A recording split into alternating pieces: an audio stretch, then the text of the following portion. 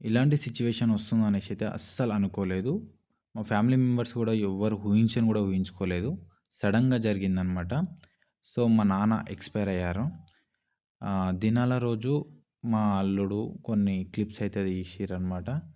So, ఈ video యూట్యూబ్‌లో upload చేశానైతే అస్సలు అనుకోలేదనమాట.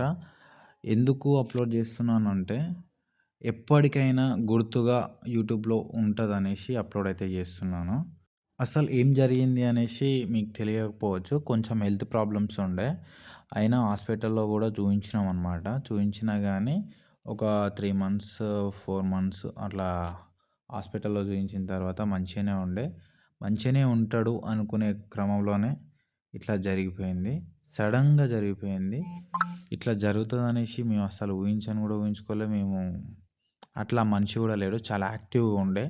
కానీ మా నాన్న ఎప్పుడైతే ఎక్స్‌పైర్ అయ్యారో అప్పటినుండి నాన్న అంటే ఏందో అనేసి తెలిసిందనమాట. ఆ ధైర్యం, ఆ వాల్యూ వేరే ఉంటది. మేబీ ఎవ్వరికైనా గానీ నాన్న ఉన్నప్పుడు ఆ వాల్యూ అనేది తెలవదనేసి నేను అనుకుంటున్నా. అంటే కొంతమందికి ఆల్మోస్ట్ ఉంటది. ప్రేమలు ఉంటాయి. కొంతమంది ఇట్లా నాన్న అని బెదిరించడం గానీ, ఇట్లా తిట్టడం గానీ నాన్నని కొన్ని ఉంటాయి గదా! సో, మా నాన్న ఎప్పుడైతే చనిపోయిండో, చనిపోయిన తర్వాత చాలా అంటే మేము గూడా బెదిరించుకునేది అంటే ఇట్లా మా నాన్న నన్ను బెదిరించేది, మా నాన్న నేను తిట్టేది గానీ, చనిపోయిన తర్వాత తెలిసిందనమాట. నాన్న చూపిచ్చే ప్రేమలు ఎవరు రీప్లేస్‌మెంట్ అయితే చేయలేరు. సో, అది మాత్రం అయితే పక్కా చెప్పగలుగుతా. అది ఎంతమంది ఉన్నా గానీ నాన్న పక్కన ఉంటే ఆ ధైర్యమే వేరే ఉంటది. అది నాన్న ఇంట్లో ఉన్నా సరే, మనం బయట ఎన్ని పనులు జేసినా గానీ, ఏం జేసినా గానీ, మనకంటూ నా ఎనకంటూ ఓ నాన్న ఉండు, మా నాన్న ఉండు అనేసి ఆ ధైర్యమే వేరే ఉంటది. అది మాత్రం అయితే నాకు చాలా వరకైతే కనిపించింది.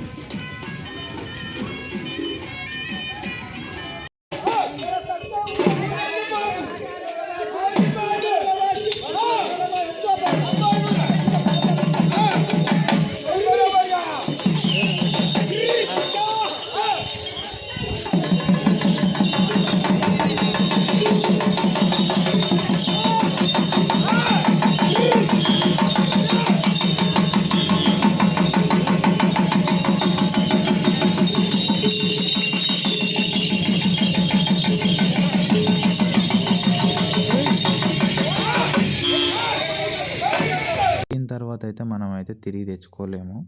అది మాత్రం ష్యూర్.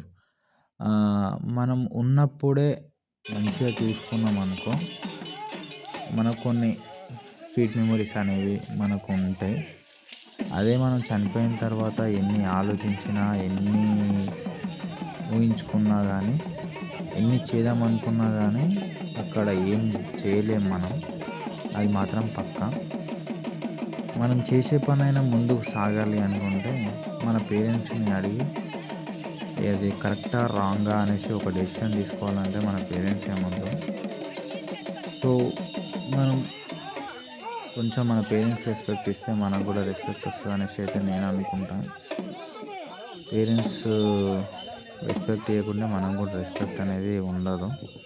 ఫస్ట్ మన పేరెంట్స్‌కి రెస్పెక్ట్ వచ్చిందనుకో, ఆటోమేటిక్‌గా మనకు గూడా రెస్పెక్ట్ వస్తదనమాట. అది ఎక్కడి నుండి అయినా సరే. అదైతే నేను గట్టిగా అయితే నమ్ముతా.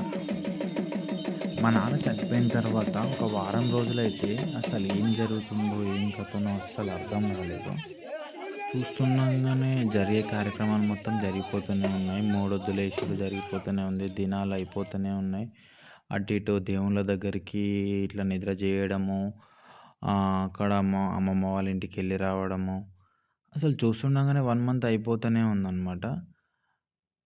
దినాల రోజు అన్ని కార్యక్రమాలు అయిపోయేసరికి అరౌండ్ 5:30 ఆర్ 6:00 అయితుంది. అప్పుడు గోరు దగ్గరికి వెళ్ళాలి అంట.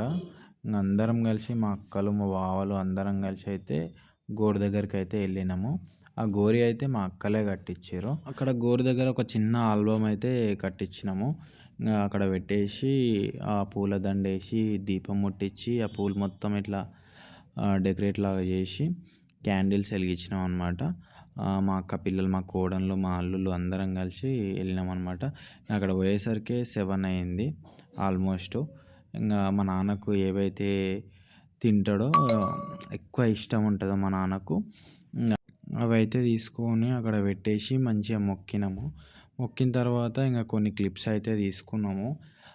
కొంచెం నైట్ కాబట్టి బ్లర్ వచ్చినాయన్నమాట. అంత క్లారిటీ అయితే రాలేదు. కొన్ని క్లిప్స్ అయితే తీసుకునేసరికి చాలా నైట్ అయిపోయింది.